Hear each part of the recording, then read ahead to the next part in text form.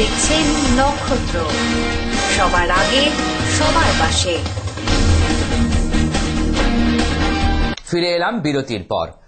উত্তরবঙ্গ উন্নয়ন মন্ত্রী গৌতম দেবকে সঙ্গে নিয়ে মনোনয়নপত্র জমা দিলেন শিলিগুড়ি পুর নিগমের 17 নম্বর ওয়ার্ডের তৃণমূল মনোনীত প্রার্থী শুক্লা দেব। বুধবার মনোনয়নপত্র জমা দেবার শেষ দিনে সস্ত্রীক উত্তরবঙ্গ উন্নয়ন মন্ত্রী গৌতম দেব মহকুমা শাসকের দপ্তরে হাজির। 17 নং ওয়ার্ড অর্থাৎ নিজের ওয়ার্ডের তৃণমূল মনোনীত প্রার্থীর মন্ত্রীর স্ত্রী শুক্লা দেব। তাই তো তিনি দলীয় কর্মীদের নিয়ে স্ত্রী শুক্লা দেবের মনোনয়নপত্র জমা দিতে হাজির হয়েছেন মহকুমা শাসকের দপ্তরে। ভালোই লাগছে, আমার তো অভ্যস্ত তো 25 ইয়ার্স আমার হাজবেন্ড গৌতম দেবের, ওর তো এতগুলো ইলেকশনে আমি সামিল ছিলাম। আমার কোনো রকম ফিয়ার হচ্ছে না যে ভয়টা বা কিছু এরকম না, এরকম কিছুই লাগছে না। হ্যাঁ, কেন পাবো না, ওর তো আছেই সাথে। না, দাদার ভাষা না, আমার নিজস্ব ভাষাও আছে, কারণ আমি শিলিগুড়ি গার্লস থেকে পাশ করেছি, কলেজ থেকে পড়েছি, আমার সবাই পরিচিতি, বন্ধু বান্ধব বা প্রফেসর টিচার সবাই ভালোবাসে আমাকে। আমি এত কিছু বুঝি না, তো আমার কোনো চাপ টাপ কিছু বুঝি না, আমার কাজ করতে হবে, এগিয়ে যেতে হবে, এটাই। ক্লিন সুইপ 40+, 40 জন এর বেশি পার্ষদ তারা বসবে এবং দলের রাজ্য কমিটি এবং সর্বোপরি আমাদের যিনি দলের সুপ্রিমো, আমাদের গাইড, আমাদের অনুপ্রেরণা মমতা বন্দ্যোপাধ্যায়, তিনি ঠিক করেন। আসন্ন পুরসভা নির্বাচনে জলপাইগুড়ি প্রার্থী নিয়ে পুনর্বিবেচনা না করা হলে তাহলে মহিলারা কাউকেই মনোনয়নপত্র জমা দিতে দেবেন না বলে হুমকি দিলেন জেলা তৃণমূল নেত্রী সাগরিকা সেন। তৃণমূলের জেলার সভাপতি সৌরভ চক্রবর্তীকে জলপাইগুড়িতে ঠুকতে দেওয়া হবে না। যদি জলপাইগুড়ি প্রার্থী নিয়ে পুনর্বিবেচনা না হয় তাহলে মহিলারা কাউকে মনোনয়ন দিতে দেবে না বলে হুমকি দিলেন জেলা তৃণমূল নেত্রী সাগরিকা সেন। আমাদের ওয়ার্ডগুলোর মধ্যে সব সিপিএম এর ক্যান্ডিডেট নিয়ে ঢুকাইছে, সেটা ওরা কি করছে আমরা জানি না। আমরা প্রথম দিন থেকে দেখছি, আমরা কল্যাণদার ইয়েতে দেখছি, তারপরে কিষানদাকে দেখছি এবং চন্দনকে দেখছি। আমাদের কোনো ইলেকশন আসলে সবার আগে 25টা ওয়ার্ডকে ডেকে নিয়ে 25টা ওয়ার্ডের লিডারদের নিয়ে বসে নিয়ে সিদ্ধান্ত নেয় যে কে কোন ওয়ার্ডে কে দাঁড়াবে, কি করবে, তাদের কাছ থেকে সিদ্ধান্ত নিয়ে তাদের টিকিট দেয়। এবার দেখলাম যে সবাইকে বায়োডাটা দিতে হবে, এটা কোথাকার নিয়ম? বায়োডাটা আমাদের মমতা ব্যানার্জি এই ধরনের কথা কোনোদিন বলে নাই, আর এরা মমতা ব্যানার্জিকে মানে কালি মাখানোর জন্য এই সমস্ত কাজ করছে। আমরা দেখছেন, আমরা প্রথম দিন থেকে দলটা করছি, আমরা কোনোদিন মমতা ব্যানার্জির কালি লাগতে দিব না। ওরা যে জিনিসটা আজকে করছে জলপাইগুড়িতে সবচেয়ে ঘৃণনীয় জিনিস। এই সব লোক আমাদের তৃণমূলে থাকতে পারবে না। আমাদের একটাই দাবি, তপন ব্যানার্জিকে দলের থেকে বের করতে হবে, আর সৌরভ চক্রবর্তীকে জলপাইগুড়িতে আমরা ঢুকতে দিব না। ওর বদমাশি এখানে চলবে না। আমাদের জলপাইগুড়িতে অনেক নেতা আছে, অনেক ভালো ভালো নেতা আছে, আমাদের কিষানদা আছে, আমাদের চন্দন আছে, আমাদের কল্যাণদা আছে, আমাদের এমপি আছে। যাকে প্রেসিডেন্ট করুক আমাদের জলপাইগুড়ি লোক ওই উড়ন্ত পাখিকে আসতে দিব না, ওর বদমাশি মাত্রে আসতে দিব না। আমরা এই কথা জানাইছি। এমপি বললো যে আমরা সবাইকে নিয়ে ডাকতেছি, ঠিক আছে আমরা বসি, তারপর তোমাদের জানাচ্ছি। যতক্ষণ না জানা দিবে আমরা কোন রকম আমাদের সাবমিট করতে দিব না। এদিন তৃণমূলের মহিলা সমর্থকেরা জলপাইগুড়ির সাংসদ বিজয়চন্দ্র বর্মনের বাড়িতে গিয়ে বিক্ষোভ দেখান। তাদের দাবি, পুরসভার প্রার্থী তালিকা ঠিক হয়নি, যদি সমস্যার সমাধান না হয় তাহলে তারা বিদ্রোহ করবেন। এদিকে সাংসদ তাদের আশ্বাস দিয়েছেন বিষয়টি নিয়ে বিবেচনা করা হবে। কিছু অভিযোগ আছে, প্রার্থী পছন্দ নয়, অনেকে প্রার্থী এখানে দাবিদার ছিল, তারাও উপস্থিত ছিল, তা বলছে এই প্রার্থীকে সরিয়ে দিতে হবে, কয়েকটা ওয়ার্ডের কথা বললে এই প্রার্থীকে সরিয়ে দিতে হবে। এইগুলি আপনি কি আশা?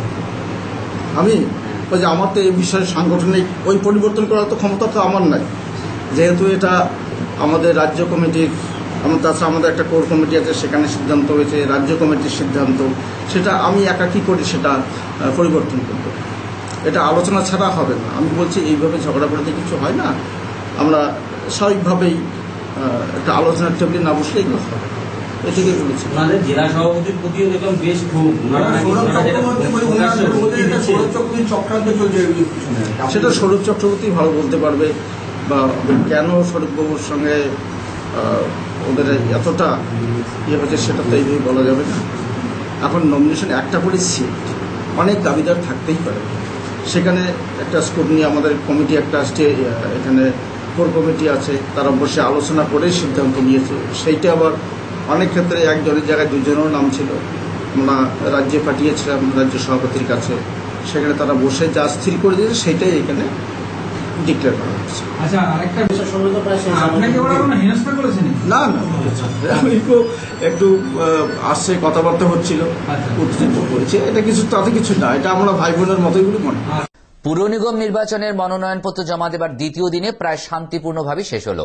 বিভিন্ন রাজনৈতিক দল তাদের মনোনীত প্রার্থীদের নিয়ে মনোনয়নপত্র জমা দিল। আবার দেখা গেল নিজের দলের প্রার্থী হতে না পেরে নির্দল প্রার্থী হিসেবে মনোনয়নপত্র জমা দিল বেশ কিছু রাজনীতিবিদ।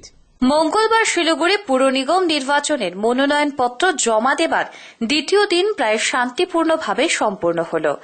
শাসক দলের মনোনীত প্রার্থী সহ বিভিন্ন রাজনৈতিক দলের মনোনীত প্রার্থী মনোনয়নপত্র জমা দেন। এদিকে শিলিগুড়ি পুর নিগম নির্বাচনের বিজেপি প্রার্থী তালিকা ঘোষণার পর বিভিন্ন এলাকায় বিক্ষোভের পাশাপাশি পুর নিগমের ৪২ নম্বর ওয়ার্ডের বিজেপি মনোনীত প্রার্থী ব্রিজ কিশোর সিং প্রার্থী তালিকা ঘোষণার পর প্রচারের সাথে দেওয়াল লিখনও করে ফেলেছিল। কিন্তু সদ্য তৃণমূল ছেড়ে বিজেপিতে যোগ দেওয়া তাসিদর্জি লামাকে ব্রিজ কিশোর সিং এর পরিবর্তে নাম প্রস্তাব করায় যথার্থই ক্ষুব্ধ ৪২ নম্বর বিজেপি কর্মীরা। আমাকে মোদী সরকারের নীতিটা ভালো লাগছে আর বিজেপির সব নীতিটা ভালো লাগছে, তার জন্য আমি এই দলে যোগ দিলাম। মন্ত্রী তো বলে না, মন্ত্রীর নিচনে যে নেতাগুলো আছে ওরা এক দুইজন বলেছে আমাকে কি নেপালির কাজ রাজনীতি করার নাই, ফুটবল খেলার আর গাড়ি চালানোর। এটা আমাদেরকে ভালো লাগে, আমরা দেখাইতে চাইবো কি আমরাও রাজনীতি করতে পারি, প্লেন্সেও আমরা রাজনীতি করতে পারি, ওটাই আমি দেখাইতে চাই। জবাবটা কেমন করে দিবেন তাদের? জিত দিয়ে দিব। কতটা আশাবাদী আপনি বিজেপিতে ৪২ নম্বর থেকে জিতবে? 100% শিওর আছি আমরা। মঙ্গলবার সাংবাদিক বৈঠক করে ব্রিজ কিশোর সিং জানিয়েছেন, এত কিছু হবার পর তাকে মনোনীত না করানোর জন্য জেলা নেতৃত্বের বিরুদ্ধে মানহানির মামলার পথ বেছে নিয়েছেন। 40 नंबर वार्ड से जो लिस्ट हम लोग का फाइनल जो हुआ था, इसमें मंडल बूथ से भी चुन के मेरा नाम गया, बूथ प्रेसिडेंट भी चुना, मंडल प्रेसिडेंट भी चुना, जिला प्रेसिडेंट भी चुना। कलकत्ता में गया उस समय ये अपना क्या बोलते हैं तापदा लिखने के बाद उस पर रतिनदास साइन भी किए। जो लिस्ट फाइनल आया कलकत्ता से आने के बाद ये लोग हमको होटल में, वो कौन सा होटल है वो अमर होटल में, वो लोग जाने के बाद 401 में जाने के बाद हमको बोले आप 41 से लड़िए। हम जवाब दिया कि मेरा घर 42 में है, हम 1 में कैसे जा सकता है, और वो भी अनुसूचित जाति का, छोटी जाति का है, उसमें तो मैं लड़ नहीं सकता है।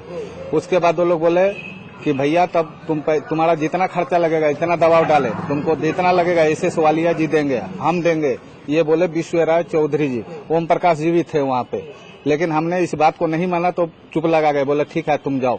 हम बोले कि ठीक है आप लोग को जो करना कीजिए, हम बैठ जाएगा वो मंजूर है, लेकिन हम पार्टी 42 से ही लड़ेगा इस पार्टी से।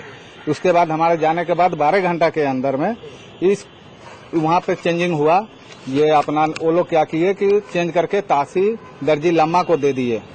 इस पे हम लोग भारी आंदोलन अभी चालू करेंगे। हमने नॉमिनेशन किया है बीजेपी के नाम से 42 नंबर वार्ड से। हाँ 42 नंबर वार्ड से और हमारा देवाल लिखन पूरा हो गया है। इस पे हमने अगर नहीं मानेंगे तो मानहानि का केस है दोनों पर, रतिंदा और विश्व प्रिय राय चौधरी के ऊपर करेंगे। ये लोग पैसा 10 लाख रुपया बोला था कि इधर दीजिए तो ठीक है, नहीं तो बस इतने बोल के मुझे वहाँ से हटा दिया। हमारे पास 42 नंबर वार्ड के लिए, नहीं तो 41 में जाएगा। हाँ नहीं तो 41 में जाना पड़ेगा। तो इसका मतलब ये लोग सौदा किए थे, सुपारी किए थे ये लोग। इसलिए हम दोनों को जब तक हटाएंगे नहीं बीजेपी से, जब तक हम लोग आंदोलन में रहेंगे और इसको आंदोलन चलाते रहेंगे। हमारा नाम bridge Kishore Singh, 42 number ward से। দেখুন, অসন্তোষ ব্যাপারটা হচ্ছে কি আমাদের দল বড় হয়েছে, প্রচুর প্রার্থী আছে হওয়ার জন্য অ্যাপ্লাই করেছে, প্রায় 12-14 জন ওখান থেকে প্রার্থী অ্যাপ্লাই করেছে।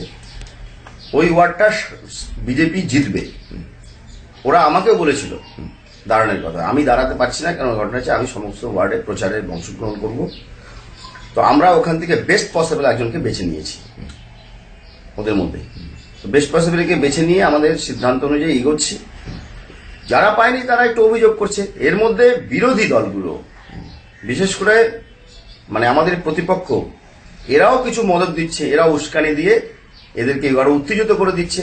তার ফলে এরা এসে আজকে ধর্ণা দিচ্ছে, বিক্ষোভ দেখাচ্ছে।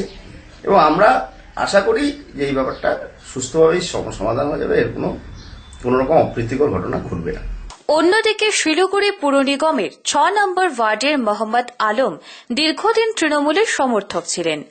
দল ছেড়ে আশ্বাস পেয়েছিলেন নির্বাচনে প্রার্থী মনোনীত হবেন বলে, কিন্তু শেষমেশ ওই ওয়ার্ডে অরূপ রতন ঘোষকে তৃণমূল মনোনীত প্রার্থী করায় তিনি মঙ্গলবার নির্দল প্রার্থী হিসেবে মনোনয়নপত্র জমা দেন। মোহাম্মদ আলম জানিয়েছেন, জনসাধারণ তাকে নির্বাচনে লড়াই করবার জন্য বারবার অনুরোধ করায় তার এই সিদ্ধান্ত। ऐसा कुछ नहीं हुआ, तृणमूल हमको टिकट नहीं दिया, इसलिए इन लोग चाहा कि निर्दल से मैं खड़ा हूँ, इसलिए मैं 6 नंबर वार्ड से खड़ा हुआ। मेरा माइनॉरिटी वार्ड है। उन लोग का कहना है कि आलम भाई आप काम करेंगे, आप ही खड़े हो, इसलिए उम्मीद तो आप देख रहे हैं, आशाएं ज्यादा है। 110% हम जीतेंगे, जो आप देख रहे हो। और मीडिया का बहुत बड़ा भूमिका हमारे साथ है, क्योंकि मीडिया ही देख रही है कि क्या है, पब्लिक कितना है मेरे साथ। मीडिया देखेगी और मेरी बात को रखेगी। आप कितना आशा रखते हैं 6 नंबर वार्ड में? तो 110 সমর্থন দিয়েছে।